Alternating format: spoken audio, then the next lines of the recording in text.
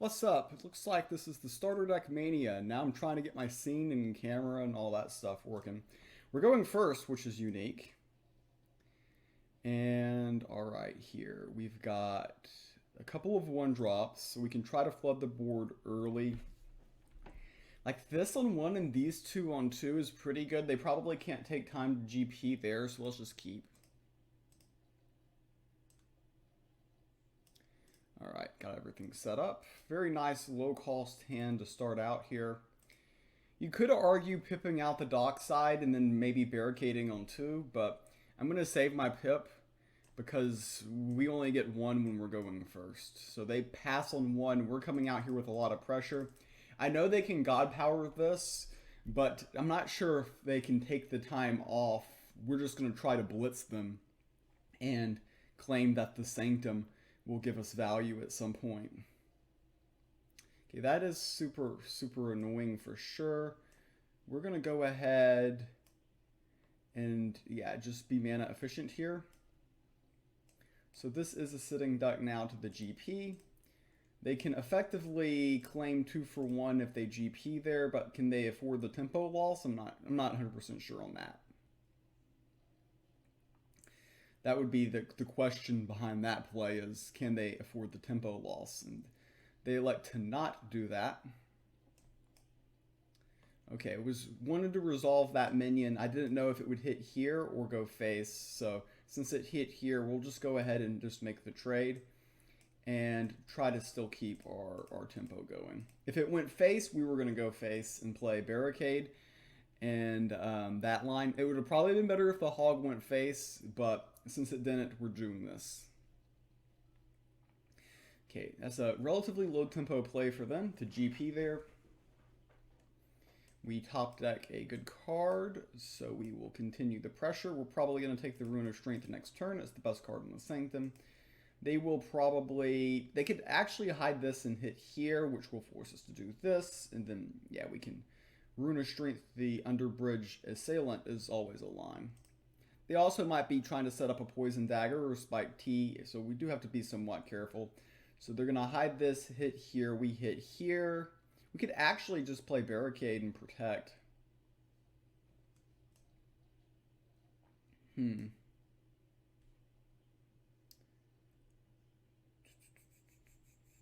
So what I'm going to do here is I'm going to go face. I'm going to buy the Rune of Strength. So we're gonna make this Underbridge Assailant big, but I don't want him to play like a Poison Dagger or a Spike T, so I'm gonna hide it. And see, I'm so aggro that I just need to kind of protect board here. So I'm playing this super aggressively. Normally you don't toss a pip out there, but I felt that it was necessary. So we just want to keep this Underbridged Assailant hidden. And then if we keep this guy hidden, then good things happen, in theory.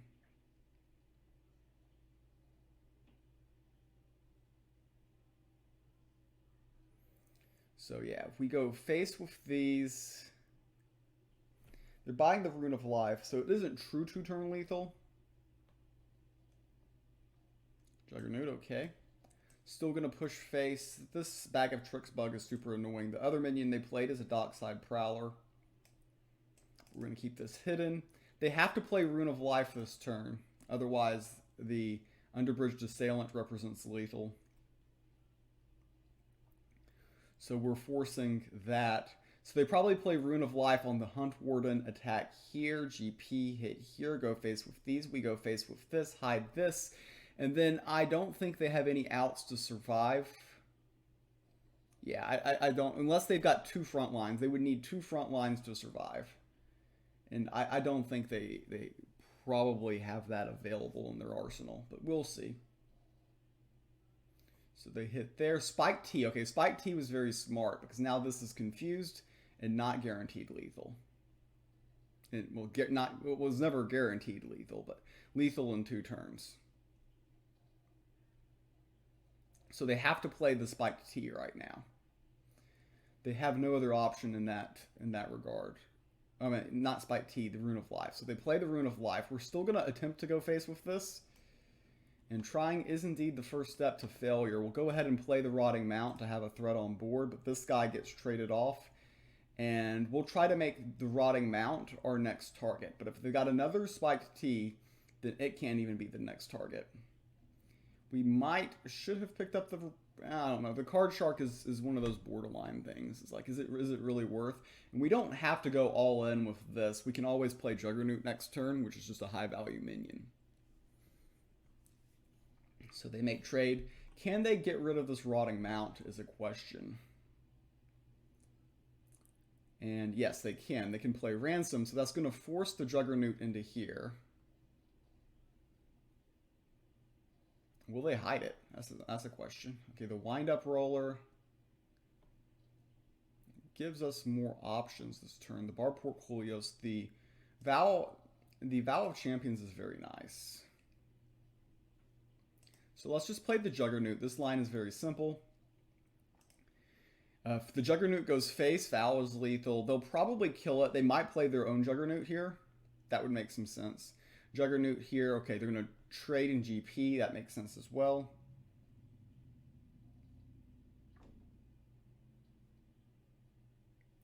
Okay, Secrets Broker. So we can play Spike T on that if we don't draw anything useful. And, I mean, we don't draw anything particularly useful. We'll play the Panacea Messenger for board presence. The Rotting Mount is a threat if we can get it on board.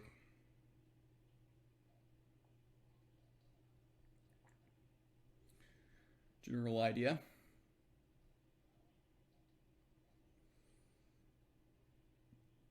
Nothing super great in the Sanctum next. I mean, the Card Shark is probably the best bet, but the actual value the Card Shark projects is questionable.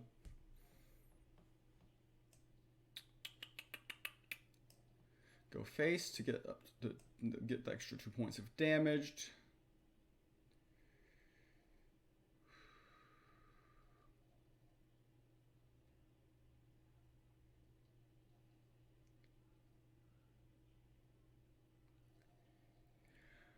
I'll play both.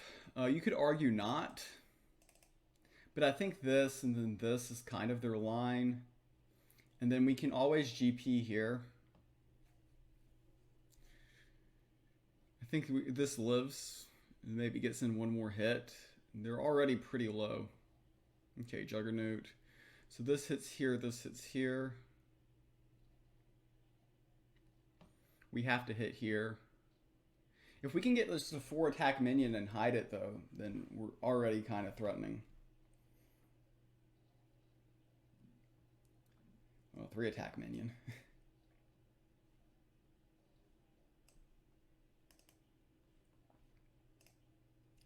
I'll buy the Archer from the Sanctum. It is actually threatens lethal. in a very weird way, it threatens lethal. Because if this guy goes face, then this and this is actually lethal with the Vow. So I figured it was the best card in the Sanctum. Okay, it didn't. It did not go face. And they had this.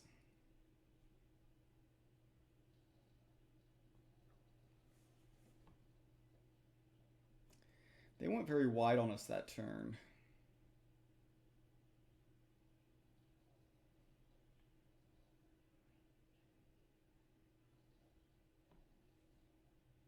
Got one card in hand.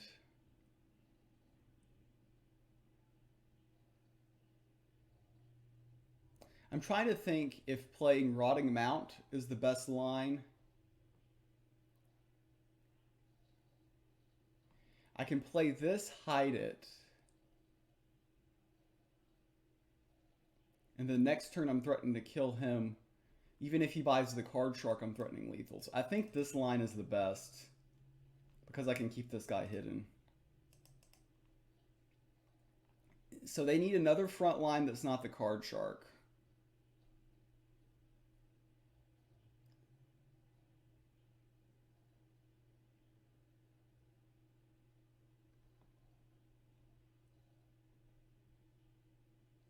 So they buy the Card Shark.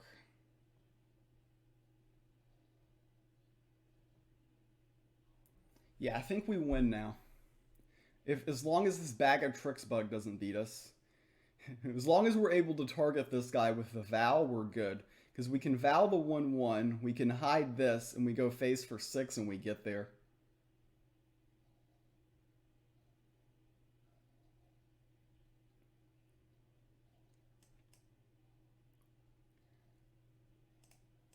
So as long as we're able to target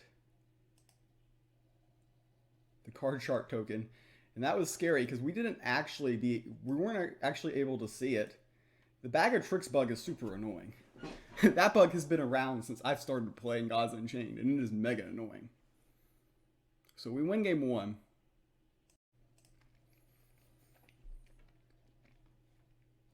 Game number 1 went our way. We went first. We're going first again. That's a good sign.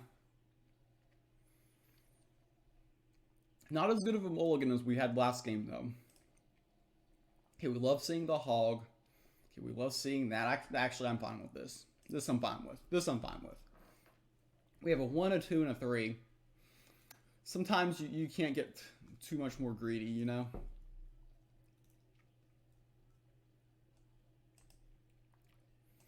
So got the hog on 1. On 2, we can either do either, but probably the Panacea Messenger. Alright, they've got a hog, so pretty decent T2, and they've got a Dockside Prowler, so they got a good open this game. That didn't go well. I'm gonna play the Bedeviled Shadow. The reason is I think I can get that value out of this. They might hit here and do that. Oh, they're gonna do that and that. Okay.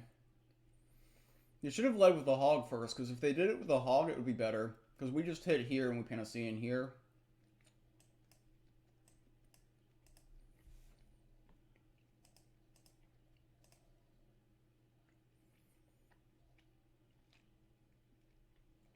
Because if they hit with the hog, they're left with the 2/1 because I can't do this in GP. So granted, it's 50-50 the hog goes face and the line doesn't change for them, but they still should have led with the hog first. Okay, this. I can trade this guy in the GP, but I would prefer to just keep my board presence. We're gonna have control of the Sanctum. The Sanctum is our second hand, and that's the advantage of going first here. So we have the option next turn of taking Form of Power or the Shield Maiden, whichever one is more convenient.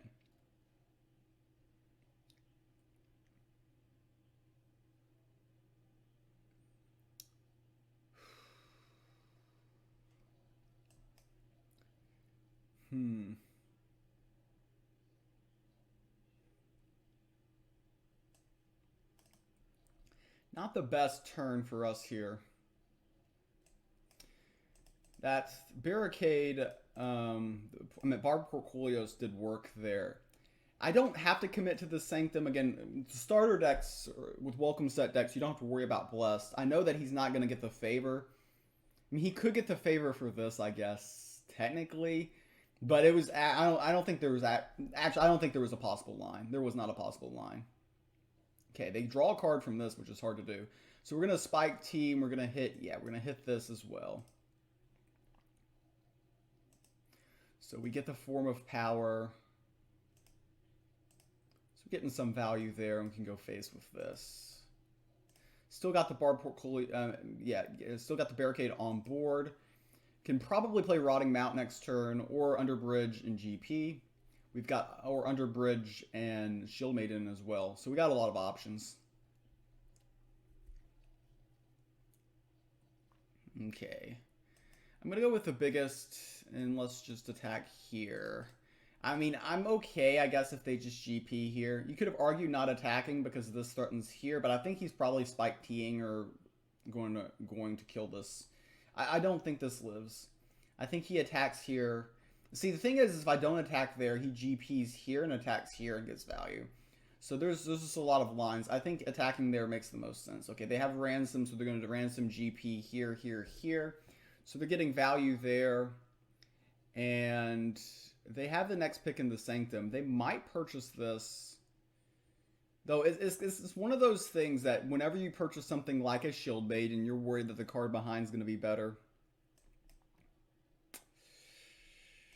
The Shield Maiden just fits on curve, so we're going to go ahead and purchase it. I am a little bit concerned the card behind's better, but it is better than this and this. The card behind is better. It is the Vow. That's always the big concern, is that you're going to get hit with the card behind, and we did there. If they've got a Juggernaut here, we're going to be hurting. They can hit here, Juggernaut play here, forces Spike T here. Then we have to play Barricade. They're going to get the Vow. They're going to get the Vow. So that is, I mean, there's no way we catch back up on favor. Interesting hiding there. To go face. I mean, we can do this into this, this into this, this into maybe this. Ooh, this does mess up the math, though. All right. Well, we do this, and we're okay. We have an okay turn here. Yeah. So we got unlucky there with this getting hit. But we can do this, this, this, this. We can stack the deck, but I think that helps them. They draw too many cards. We'll play Barricade. I don't want to draw them 3 cards when I've got more cards in hand than they do, because I'm already the person who can't really do anything. So stack the deck was truly the worst card in the deck I could draw. Okay, they're pushing face. Oh, they push face to buy the Vow. I think they're using the Vow is the best card on the Sanctum, but they're using it poorly. They probably should have just peeled here. So, I mean, I disagree with that line for them. They're going to be a little bit behind on resources if they're not very careful. Ooh. I'm going to risk it with the Juggernaut. 50-50. Eh. This is why you don't go to the casino, kids. It's just, this card was just so awkward mana-wise. But now we get wrecked by Spike T. If this hit there, when we don't really feel as bad about Spike T. But since this hit the imp, we feel very bad about it. I just didn't want to imp. I just didn't want a GP imp there. Like, GP imp was just such a bad line. So I would like this to hit here or here. Preferably here, I think. Preferably here, right. Oh well. Oh well. Not a huge deal there. So as I've talked about in another video, when you've got an X1, it's a good time to play another X1 because they can't use their GP twice in the same turn. So it's pretty clear they GP this Juggernaut away here, like regardless of what they're holding. I think that line is just forced. They just have to GP the Juggernaut. And then they figure out the rest of their turn. So yeah, they GP the Juggernaut. That is expected. I hope to get to the Rune of Strength next. And I think I will. Yeah. So this trades off here. And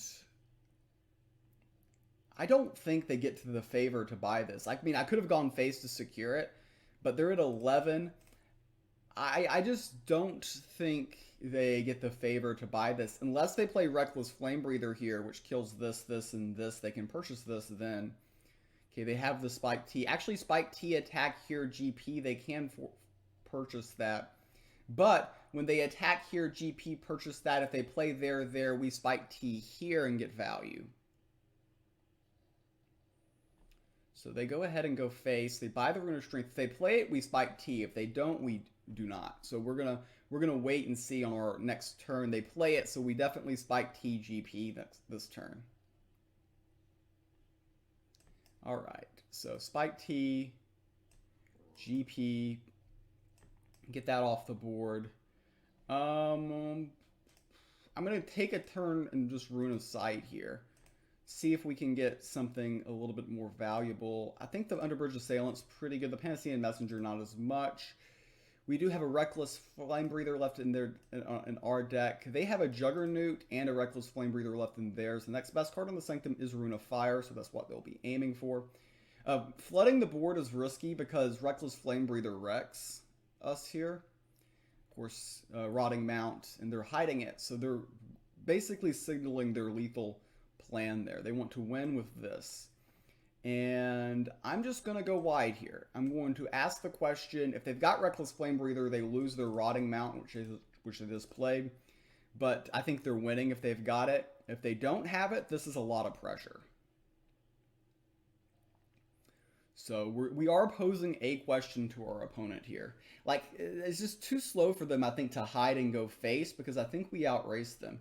And if they don't deal with this wide board, the Rune of Fire and the Sanctum is problematic for them. I think if they have Reckless Flame Breather, we're about to see it. Okay, they play stack the deck.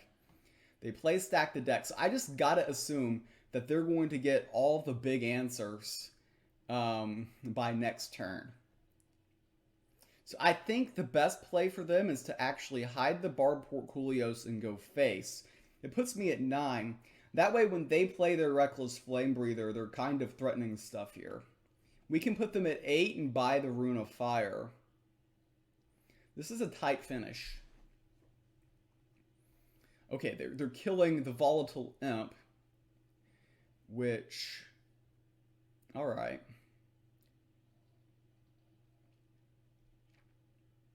So, like, I'll be honest, I'm pretty certain they have it.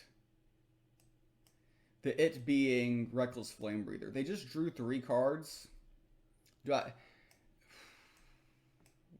do I do here?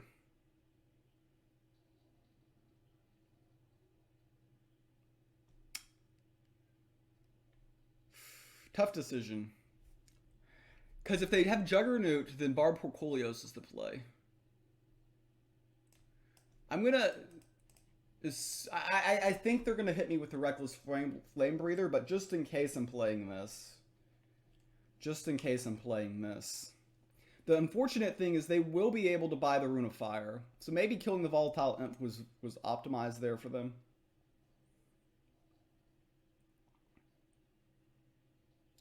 So I think they just have to play it if they've got it. The Poison Dagger, interesting. Interesting. They have to be careful here, because if this guy goes face, it's lethal. Oh no, wait, he can afford the Rune of Fire, barely. He can go face and buy the Rune of Fire. Yeah. So this is not, I'm not threatening lethal.